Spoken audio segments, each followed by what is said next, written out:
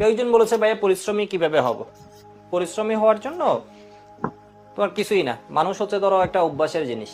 মানে ধরো তোমরা ব্রেক চাইতে চাইতে তুমি জানো হচ্ছে এই টাইমে ব্রেক দিব, সেজন্য তোমার মাথায় ব্রেক ঘুরতে থাকে।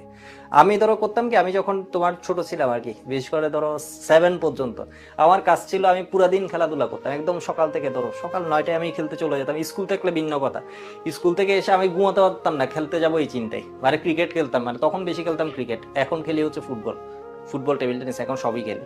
তো তখন হতো কি, আমি একদম খেলার জন্য পুরো একদম আমি ভালো খেলতাম, মোটামুটি বেশ ভালোই খেলতাম ক্রিকেট ছোটবেলা থেকে। একদম ছোটবেলা থেকে আমাদের পুরা ফ্যামিলিতে আমি মনে হয় ক্লাস 5-এ বৃত্তি পাইনি ফার্স্ট বার, মানে এতই খেলাধুলার পিছনে টাইম দিছি। 7 পর্যন্ত হচ্ছে তোমার কি খুব বাজে অবস্থা, খুব বাজে অবস্থা। মানে রেজাল্ট কেমনে কেমনে জানি মোটামুটি ভালো করতাম, মোটামুটি ভালো করতাম, মানে কি শুরুর দিকে থাকতাম 1 2 3 4 এর ভিতরেই থাকতাম। ওই তো মফস্বলের একটু পড়ালেখা করলে ভালো রেজাল্ট করে, তখন ছিলাম পটিয়া, পটিয়া মডেল হাই স্কুলে, মানে আমাদের বাসা তো চিটাগাং। এরপর 9-এ এসে গেছি কলেজের। এইটা থাকতে আমাদের সময় একটা স্যার ছিল, তো আর ওই যে হাফেজ স্যার নাম। তো পটিয়া স্কুলে হচ্ছে ক্লাস 8-এ তখন যে ট্রেনিংটা, তোমার ওই বৃত্তি পরীক্ষা, তখন ছিল বৃত্তি পরীক্ষা, ওইগুলার যে কোচিংটা হতো এত যন্ত্রণাময়, 9টা থেকে শুরু করে 5টা পর্যন্ত। তো উনি হচ্ছে ওই সময় বলতো যে কোনোভাবে কষ্ট করে হচ্ছে পড়তে হবে, যদি ঘুম আসে, আমার তো প্রচুর ঘুম আসতো, চোখে নাকি তেল দিয়ে, আমি এটাও অ্যাপ্লাই করছি। এরপর হচ্ছে কি সকালে 5টার ভিতর উঠে যেতে হবে, 5টায় উঠে পাউরুটি চা যেটা পাই বানাই, বলছে বাসায় হচ্ছে বানাতে, মানে বানাই যে কোনোভাবে কি খেয়ে পড়া শুরু করে দিতে। করতেছি করতেছি এমন করতেছি, করলাম, একদিন করলাম, 2 দিন করলাম, 3 দিন করলাম।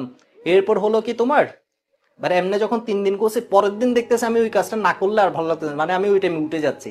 মানে মানুষ হচ্ছে এমন একটা জিনিস, যেমন হচ্ছে কুকুরকে দেখবা, তুমি ধরো খাবার দিচ্ছ, খাবার দিলে তুমি ধরো একটা কুকুরকে রাস্তায় এই ধরো গিয়ে রাস্তার কুকুর খাবার দিচ্ছ, 1 দিন 2 দিন 3 দিন গেলে পরের দিন দেখবো ওই টাইমে ও হাজির হয়ে যাবে।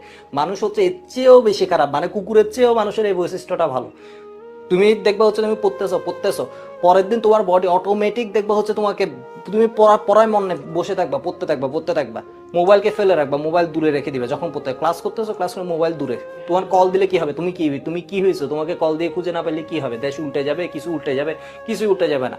তুমি ফেসবুকে না থাকলে কি হবে, কিছুই যায় আসে না কারো। মানে ঘটনা বুঝতেছো? তাহলে তুমি যখন এটা করতেছো, করবা, পড়তেছো, পড়াগুলা একটু ধীরে ধীরে পড়া হচ্ছে তোমার মজার জিনিস।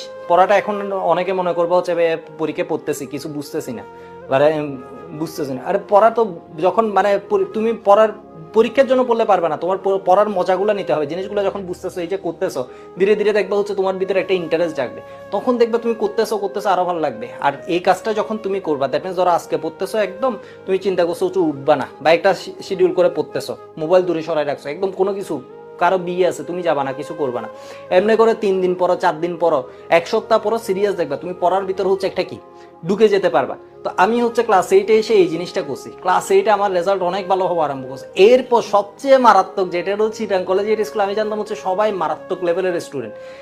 ওইখানে এসে আমি শুরুতে ভর্তি পরীক্ষার জন্য এত পড়া পড়ছি, আমি দিন রাত পড়তাম, দিন রাত পড়তাম।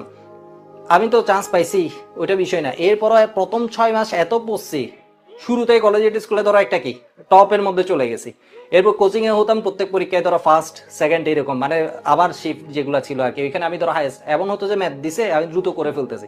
কলেজে এটাই খেলতে গেলাম, 1 দিন 2 দিন গেলাম, মর্নিং শিফটে ছিলাম আমি চিটাগাং কলেজের স্কুলে। চিটাগাং কলেজের স্কুল হচ্ছে লেজেন্ডারি লেভেলের, পুরা ওয়ার্ল্ডে সব জায়গায় ধরো চিটাগাং কলেজের স্কুল থেকে সবাই ছড়া গেছে। এনডিসি চিটাগাং কলেজের স্কুল এরকম কিছু জায়গা আছে, সব জায়গায় ভালো, বাট এরকম জায়গার মানুষজন দেখবে পুরো ওয়ার্ল্ডে ছড়া যায়। এবং বুয়েট, মানে পুরো ওয়ার্ল্ডে গেলে হচ্ছে এর মধ্যে লোক পাবা। চিটাগাং কলেজের স্কুল হচ্ছে চিটাগাং, মানে ধরো এর থেকে ধরো সব প্রায় লিজেন্ডারি লেভেলে বাংলাদেশে যত বাইরে আছে এর মধ্যে অনেকে আছে হচ্ছে চিটাগাং কলেজের স্কুলে। বিষয় এখানে আমি জানতাম হচ্ছে এটা খুব মারাত্মক লেভেলে, আমি হচ্ছে ওর আইডিয়াটা আমি ধারণাই করে রাখছি ও অন্য লেভেলে, এটা ধরো অন্য লেভেল টাইপের। সেই জন্য আমি নিজের লেভেল বাড়ানোর জন্য প্রচুর পরিশ্রম করছি। মানে ওই সময়টা কলেজে এটা খেলতে গেলাম, 1 দিন 2 দিন খেললাম, পরে বুঝলাম হচ্ছে না আমি খেললে রেজাল্ট ভালো করতে পারবো। খেলতেছি আমি মানে কি করতে পারছি ভালো, আমি পড়ার দিকে টাইম দিতে, আমি পরের দিন জোর করে চলে গেলাম বাসে, এর পরের দিনও জোর করে চলে গেলাম। রেজাল্ট আসলো হচ্ছে এর পরের এক্সাম যেটা হলো, অনেক বেশি মার্কস পেয়েছি যখন 9-এর ফাইনাল হলো। 10-এ এসে তো আমার ধরো টেস্টে ছিল কলেজে হাইয়েস্ট মার্ক, এমনি পয়েন্টের দিক দিয়ে আমি বাংলায় 0.5-এর জন্য পিছিয়ে গেছি, আর নয় পয়েন্টের দিক দিয়ে আমি কি কলেজে মার্ক তোলা, তোমরা যারা পড়ো জানো হচ্ছে খুব কষ্ট ছিল আর কি, মানে যারা চিটাঙে ছিল বা অনেকে জানবা কোনো ওইটা বিষয় না, আমি বলতেছি এটাই হচ্ছে বিষয়। তো ওইখানে গিয়ে হচ্ছে কি তোমার এই পরিশ্রমটা করার ফলে বা এগুলো আউটকাম পেতে থাকবা। তুমি যখন একটা কাজ করছো, এটা এমন না যেটা কোনো ম্যাজিক না। তুমি একটা পড়া এখন পড়তেছো, এগুলো এমন না যে তুমি কেমিস্ট্রি পড়তে আসছো, এখানে তোমাকে এমন না যে গল্প টল্প এগুলো করে একদম শেষ করে দেওয়া হবে, মানে অনেক মজা পাই যাবে। এখানে হচ্ছে ধীরে ধীরে জিনিসগুলো বুঝতে হবে, ধীরে ধীরে জিনিসগুলোর মজা পাইতে থাকবা। ওকে, আমরা অনেক কথা বলে ফেলছি, অনেক টাইম নষ্ট করে ফেলছি। তবে ওই যে মানুষের অভ্যাসটা আর কি, তুমি কোন সময় খাও, কোন সময় কি করো, এগুলা থেকে মানে তুমি পড়ার দিকে হচ্ছে মুভ করবা।